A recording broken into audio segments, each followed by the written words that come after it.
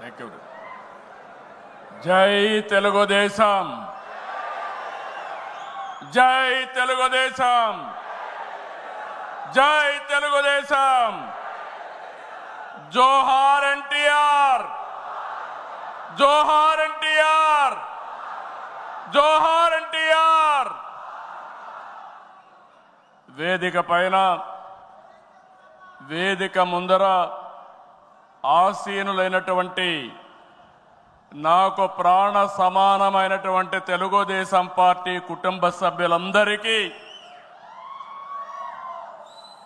స్వాగతం, సుస్వాగతం. పత్రికా విలేకరులకి మనస్ఫూర్తిగా స్వాగతం. దేశంలో అనేక రాజకీయ పార్టీలు ఉన్నాయి, కానీ మహానాడుల వేలాది మంది ప్రతినిధులతో మంచి చెడులు, విధానాలు, ఆలోచనలు చర్చించుకునే ఏకైక పార్టీ తెలుగుదేశం. ప్రతిపక్షంలో ఉన్న, అధికారంలో ఉన్న మహానాడు అంటే అదే జోరు, అదే హోరు. మీ ఉత్సాహం చూస్తే నా మనసు ఉప్పొంగుతా ఉందని చెప్పి తెలియజేస్తున్నా. రాయలసీమలో మహానాడు అంటే తిరుపతిగా ఉండేది. ఇప్పుడు తొలిసారి దేవుని కడపలో, అది కూడా కూటమి ప్రభుత్వం ఏర్పాటైన తర్వాత తొలి మహానాడు కడపలో ఏర్పాటు చేసుకుంటున్నాం. ఈరోజు కడప గడ్డపై జరుగుతున్న ఈ మహానాడు చూస్తే ఎన్నికలై ఏడాది జరుగుతున్నా మీలో ఆ కసి, ఉత్సాహం, ఉద్వేగం ఏమాత్రం తగ్గలేదు. నేను చాలా మహానాడు చూశాను. దగ్గర దగ్గర మనం చూస్తే 34 మహానాడులు మనం జరుపుకున్నాం. 2 మహానాడులు డిజిటల్గా జరిగాయి. అయితే ఈసారి కడపలో, దేవుని గడపలో జరిగే మహానాడు ఒక చరిత్ర సృష్టించబోతుంది. సువర్ణాక్షరాలతో ఆంధ్రదేశ రాష్ట్ర ఆర్థిక పరిస్థితి ఒక దశ దిశ నిర్దేశిస్తుందని చెప్పి తెలియజేసుకున్నా. ఈరోజు చల్లని వాతావరణం. అన్ని మహానాడులంటే చాలా వేడివేడిగా ఉండేది, ఎండలు ఎక్కువ ఉండేటివి. ఒక ప్రశాంతమైన వాతావరణంలో, ఆహ్లాదకరమైన వాతావరణంలో ఈరోజు కడపలో మహానాడు జరుగుతూ ఉంది. ఉమ్మడి కడప జిల్లాలో 10 స్థానాలకు గాను 7 స్థానాలు గెలిచాం. మన సత్తా చాటాం. ఈసారి ఇంకొంచెం కష్టపడితే 10కి 10 మనమే స్వీప్ చేస్తాం. రాయలసీమ ప్రజలు అద్భుత చైతన్యంతో ఈసారి ఇచ్చిన తీర్పును గౌరవిస్తూ వారికి ధన్యవాదాలు తెలపడానికి కడపలో మహానాడు పెట్టాలని నిర్ణయించాం. ఈ మహానాడును మీరు చూస్తే బ్రహ్మాండంగా చేసిన నాయకులకు, కార్యకర్తలకు మనస్ఫూర్తిగా అభినందనలు, కృతజ్ఞతలు. 2024 ఎన్నికల్లో పార్టీ సాధించిన విజయం అసామాన్యం. 93% స్ట్రైక్ రేట్, 57% పైన ఓటు షేర్తో కొత్త చరిత్రను సృష్టించాం.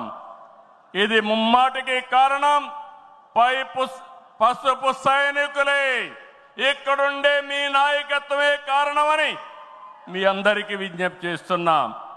మీరు చేసిన పోరాటాలే నేటి అధికారం, మీ త్యాగాలే నేటి ఈ స్థానం. ఇది కాకుండా సమయానుకూలం మనం ఎప్పటికప్పుడు స్ట్రాటజీ కూడా ఆలోచించినప్పుడు జనసేన, బీజేపీ పొత్తు పెట్టుకుని ఎన్డీఏ ఏర్పాటు చేసుకున్నాం. దానివల్ల కూడా ఈరోజు ఈ మహా విజయానికి దోహదం చేశాయని చెప్పి విజ్ఞప్తి చేస్తున్నాం. ఏమీ ఆశించకుండా దశాబ్దాలుగా ప్రతి గ్రామంలో జెండా మోస్తున్న కార్యకర్తల వలనే మనం ఇక్కడున్నాం. నేనే కాదు, ప్రతి ఎమ్మెల్యే, ప్రతి ఎంపీ, ప్రతి మంత్రి గుర్తించుకోవాలి. 43 ఏళ్ల ప్రస్థానంలో దేశంలో ఏ పార్టీ ఎదుర్కొన్నటువంటి సంక్షోభాలు పార్టీ ఎదుర్కొన్నాం. అయితే పార్టీ పని అయిపోయిందని మాట్లాడిన వాళ్ళు వాళ్ళ పని అయిపోయింది తప్ప పార్టీ మాత్రం ఎప్పుడు ఎక్కడ తిరిగి చూడలేదు. తెలుగుదేశం జెండా రెపరెపలాడుతూనే ఉంటుంది. నాటి ఎన్టీఆర్ చేతిన్న రథం నేను చేసిన వస్తున్న మీకోసం పాదయాత్ర, ఎన్నికల ముందు లోకేష్ చేసిన యువగళం వరకు కార్యకర్తల్లో అదే పోరాట స్ఫూర్తి. పాలనంటే హత్య రాజకీయాలు, కక్ష సాధింపులు, వేధింపులు, తప్పుడు కేసులని మార్చేశారు గత ప్రభుత్వం. విధ్వంస పాలనతో రాష్ట్రాన్ని సర్వనాశనం చేశారు. దీన్ని ప్రశ్నించిన తెలుగుదేశం కార్యకర్తల్ని, నాయకుల్ని ప్రాణాలు తీశారు, వేటాడారు, వెంటాడారు, అక్రమ కేసులు పెట్టి అరెస్టులు చేశారు. కానీ ఒక్క వ్యక్తి కూడా ఎత్తిన జెండా దించకుండా పోరాటం చేసిన మిమ్మల్ని మనస్ఫూర్తిగా అభినందిస్తున్నా. ప్రశ్నించే వారి గొంతు నొక్కడానికి గ్రామస్థాయి నేతల గొంతులు కోశారు. మన పసుపు సింహం, మన చంద్రయ్య పీకగోస్తుంటే కూడా జై తెలుగుదేశం అని ప్రాణం వదిలిపెట్టాడు. అది మనందరికీ స్ఫూర్తి. ఆ స్ఫూర్తే ఈ పార్టీని నడిపిస్తుందని చెప్పి కూడా నేను మీకు తెలియజేస్తున్నా. ఇది ఒక్క ఉదాహరణ మాత్రమే. ఇలాంటి చాలా మంది కార్యకర్తలు ప్రాణ త్యాగాలు చేశారు. ఆశయ సాధన కోసం రాజీ లేని పోరాటాలు చేశారు.